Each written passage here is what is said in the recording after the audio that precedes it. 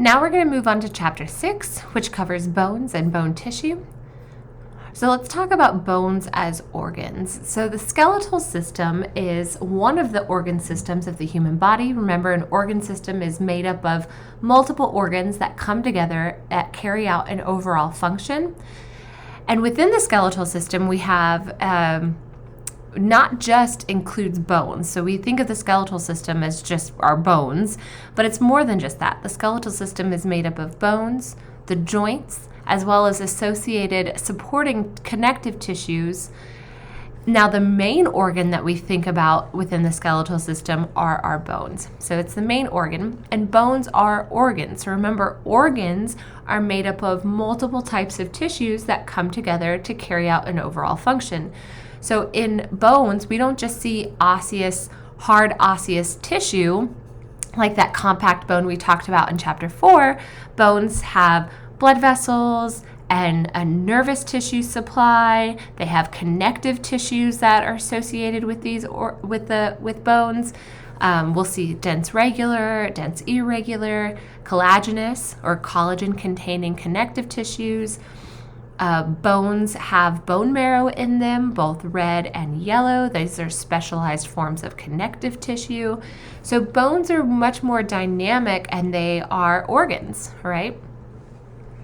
So let's talk about some just overall functions of the skeletal system, and we'll hit on these functions in more detail as we go along through this chapter and the next.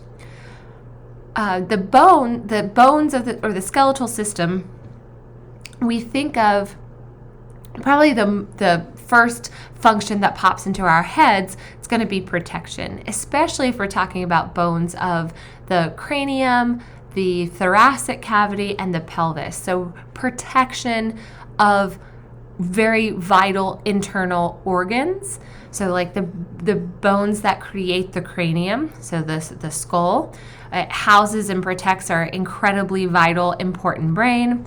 If we're talking about the vertebrae, the bones of the spinal column, they house and protect the spinal cord. If we're talking about the rib cage, which is made up of thoracic vertebrae, ribs, and sternum, as well as the hyaline cartilage that connects the ribs to the sternum.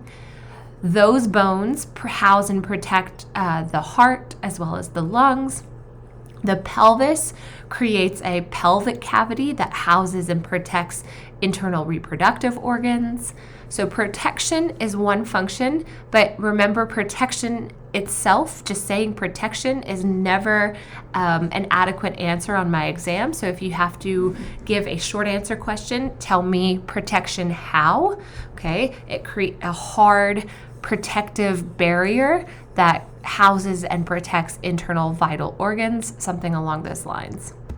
The hard osseous tissue creates a hard barrier that, that creates a cavity or creates a space to house and protect organs, something along those lines. Another function of the skeletal system is mineral storage and acid-base homeostasis. But really, when I think of the skeletal system, I really think calcium homeostasis. It comes to my mind almost immediately because I understand how important calcium is to nervous system physiology and muscle physiology and lots of other processes. Blood clotting won't happen unless calcium is present. So if you have, your neurons won't communicate properly, your muscles won't contract properly, your heart doesn't work properly, you can't clot your blood properly. All of those physiological processes require calcium in some fashion. So the skeletal system, bone in particular, is the most important storehouse for calcium, phosphorus, and magnesium salts. So bones store these minerals and can release them into the blood when the body needs it. So if we are short on any of these, then bone can release these into the blood to help maintain homeostasis, right? And then these minerals, once in the blood, they're present as electrolytes, acids, and bases. And so the skeletal system and bones, they are critical for electrolyte and acid-base maintenance in the body. But really, if you wanted to tell me an important function of the skeletal system, calcium homeostasis is really vital. Blood cell formation is another function of bone. So housed within bone is a specialized type of connective tissue called red bone marrow. Red bone marrow, again, is a specialized connective tissue, and it is involved in a process called hematopoiesis, which it literally means hemato is referring to blood, poiesis is to make. So hematopoiesis is the formation of blood cells. Red blood cells, white blood cells, platelets, all produced in red bone marrow. So red bone marrow is incredibly important.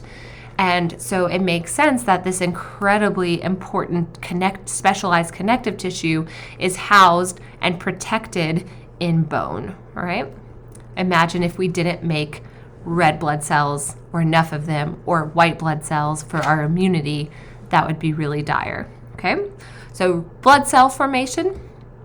Another function of the skeletal system is fat storage, and another type of marrow that is housed and protected in bones. And we'll learn later on, red bone marrow is primarily located in the epiphyses of bones, whereas yellow bone marrow is found in the shaft or the diaphysis of long bones. Yellow bone marrow gets its name because it's kind of yellow in appearance, and that's because it's adipose. It's primarily made up of adipocytes. And so it functions in fat storage. So it stores these adipocytes, store triglycerides. So it's a form of energy storage. All right.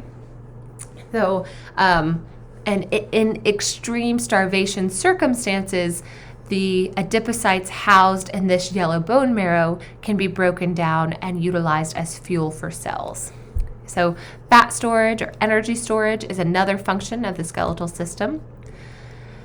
Another function is movement, and not necessarily, well, it's really the skeletal muscles that are attached to the skeleton which actually move, right? That's one of their characteristics, is that they are excitable, they can contract. But skeletal muscles can contract all day long, and we wouldn't be able to move throughout our environment unless those skeletal muscles were anchored to the skeleton. So the skeleton provides attachment sites for muscles, right? Provides attachment sites for muscles, and the skeletal system creates joints. And though all of that combined allows for our body to be able to move throughout our environment. So again, skeletal muscles could contract all day long, but if they weren't anchored to the skeletal system, and if there weren't joints in the skeletal system to allow movement, then the contraction of skeletal muscles would be useless, all right? So that's how the skeletal system is involved in movement. It provides attachment sites for muscles as well as movement at the joints due to the contraction of those skeletal muscles. Another function of the skeletal system is support. So the way that the skeleton is how it's put together, the skeleton supports the weight of the body and provides a structural framework so that we can, be upright in our environment. The fact that we are bipedal and we're upright organisms, then it's because of the way that the skeleton is oriented and the structure of the skeleton to be able to support the weight of the body and provide a structural framework for literally everything, okay? And this slide just summarizes all of those functions. So you should be able to tell me, if I were to ask a short answer question, you should be able to tell me at least one, if not a few, functions of the skeletal system.